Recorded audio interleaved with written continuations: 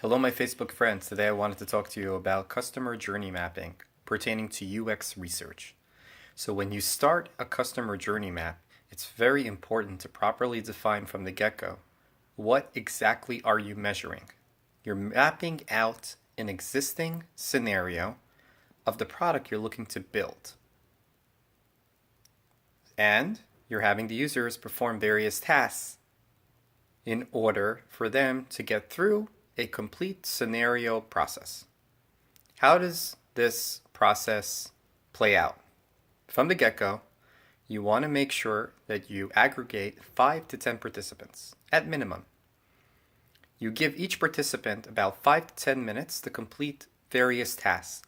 Those tasks you jot down, up to 1 to 10 tasks. So in our given example, we're going to map out a scenario which is a onboarding banking process. So from login screen to the next screen, what the user is going to do next, until we reach the finish line. How's that going to look? How's that play out?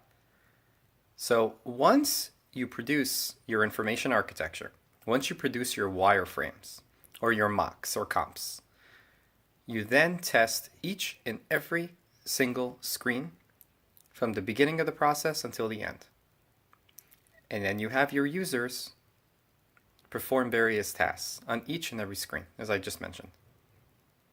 Very important to remember, the intention of customer journey mapping is eliciting human behavioral pattern. What does that mean? That means when you're sitting with the participant, you are observing his or her behavior of 4 main sensories. What they're thinking, what they're feeling, what they're doing, and what they're saying. Each and every screen, you're creating a graphical chart and making sure that it aligns with the behavior of that particular user. So if, for example, we're talking about onboarding banking onboarding process, the first screen will be a login, then password, and then sign in. Now, if you don't have an account, sign up. So there are many scenarios that may occur. What if you signed up incorrectly? So then you have a warning scenario or an error scenario. So we start with that screen. And during that process, I'm observing my participant, and I want to see what he's thinking, feeling, doing, and all those sensory behavioral patterns. I jot that down on a graphical chart and then see a trend, a pattern, so on and so forth for the next participant, and so on until we reach 10 participants. In most cases, it's great if you even get 5 to 6 participants. Keep in mind, it's their time, but their time is very important for you to know that what you're trying to accomplish here is mapping out this process to match high-level challenges that your customer is facing, and it aligns with their business requirements and business needs. Towards the end of the process, you'll notice, and throughout my experience, 99.9% of all customers are very satisfied when they reach the finish line. So if we're in our onboarding online banking, find your bank, find your teller. What is the purpose of your visit? To speak to a teller or speak to a manager. You want to open an account, you want to open a savings account, so on. Whatever the need may be. You reach the end, and then, okay, congratulations, notification email is sent immediately, notifying you that next week at 8 p.m.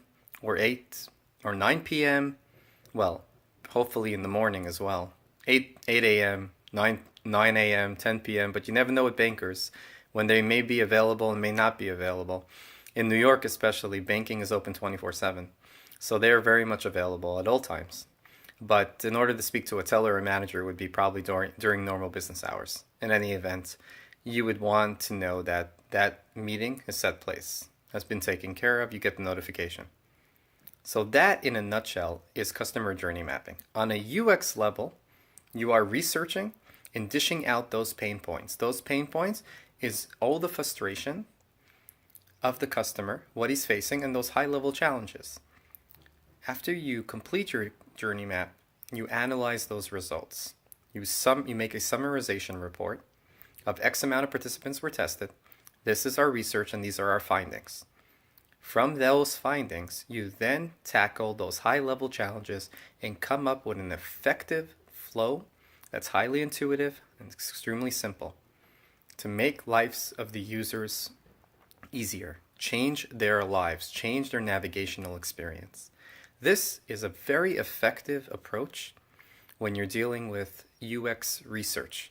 So from the get-go, when you dish out those pain points, you know exactly what you have to tackle. And when you tackle those challenges, you come up with effective solutions and you simplify the whole process for the user. So that's, in a nutshell, customer journey mapping. I hope I was helpful. This is basic introduction.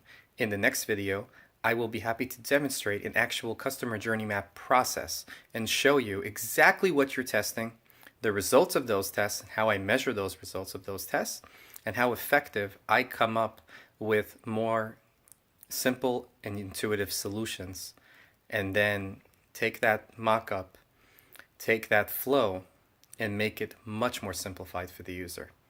By using this method, you're on the right track to dish out those pain points. Those pain points are extremely vital in order for you to tackle the challenges lie ahead. I hope I was very helpful.